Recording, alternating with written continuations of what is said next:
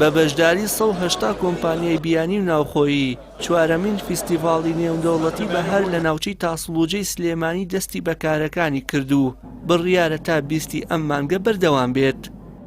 لە فیستیڤاڵەکەدا بەرهەمە خۆراکیەکان و پێداویستیەکانی ڕۆژانەی خەڵک دابین کراون. لەبارەی کۆمپانیا بەشداربووەکان و بە شێوەیەکی گشتی نزیکی 160 تا 170 کۆمپانیەکان ناوخۆین لە هەرێمی کوردستانان، نزیکەی 50-60 کۆمپانیایەک تا 100 کۆمپانیاشمان هەیە بیانین ئێران و تورکیا و سووریا و ئوردن و چەندانێکی ئەڵمانیشمان هەیە کە ئەمە زیاتر خواردن و پێداویستی ژیانی ڕۆژانە ئەفرۆشێت. بەڕێوەبەری یەکێک لە کۆمپانیا بەشدارەکانی فیستیڤاڵەکە ئاماژە بۆ ئەوە دەکات لە ڕووی نرخەوە ڕەچاوی دۆخی ئابووری دانیشتوانی هەرێم و شاری سلێمانیان کردووە و سەرجەم کاڵاکانیان بە نرخێکی گونجاو بە کڕیاران دەفرۆشن.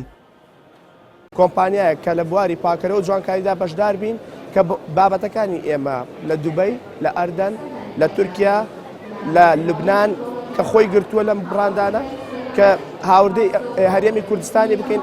ئەم بازارکردانە هەموو کاتێ باشە بۆ هاوڵاتیان لە چ کاتێکە هاوکاری هاوڵاتیانە بین بۆ سعر. هاوڵاتیانیش بوونی فیستیڤاڵی لەم شێوە بە گرنگ دەزانن تا ئەوەی کۆمپانیاکان لەسەر باشترین جۆری کاڵا و کەمترین نرخ کێبڕکێ بکەن. لە بەرامبەریشدا فرۆشیاران دڵخۆشن بە ڕەخساندنی ناوەندێکی لەم شێوەیە تا کڕیار و فرۆشیاران لەسەر جەمناوچە جیاوازەکان بە یەک بگەێنێت. کردنەوەی پێشانگەیانە کارێکی باشەوە دەرفەتێکی کار هەم بۆ هاوڵاتیە گونجێنێ و لە هەمان کاتیشە بازارەکانە بژێنێتەوە.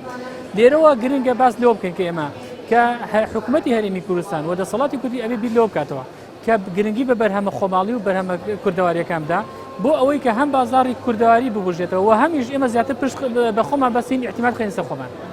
هەنگوین و گوێز و ڕووبەهەنار و کۆمەڵێک شتە لە هەر مەوسیم و هەر وەرزێکی خۆیان بەرهەمێکە فرۆشتنی ئێمە لەم فیستیڤاڵەیە کە چوارەمین فیستیڤاڵی بەهارە لە پێشەکەی نێودەوڵەتی سلێمانی کراوەتەوە ئێمە بە بەرهەمی خۆماڵی بە هەنگوین و بە گوێز بەشدارین.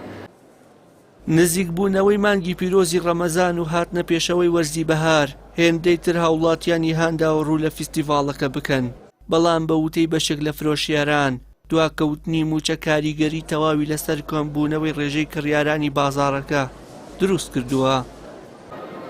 هەرێمی کوردستان خاوەنی دەیان 1200 زەوی کوشت و کاڵیە کە خامەیەکی باشە بۆ ئەوەی بکرێتە سەرچاوەیەکی گرنگ تا بازارەکانی هەرێمی کوردستان بە کاڵای ناوخۆیی دابپۆشرێت.